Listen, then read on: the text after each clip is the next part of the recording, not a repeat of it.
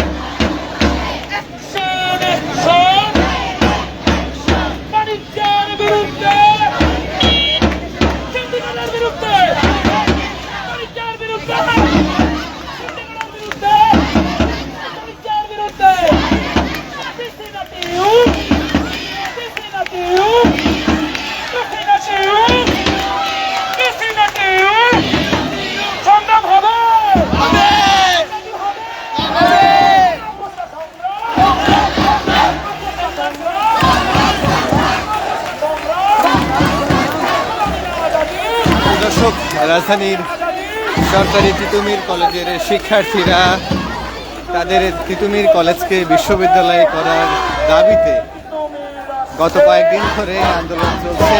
থেমে থেমে হওয়া আন্দোলন আসলে আজকে কয়েকদিন ধরেই মাত্রা তারা বাড়িয়েছে। শিক্ষার্থীরা অনশন করছেন এবং বেশ কিছু শিক্ষার্থী অনশনে গিয়েছেন।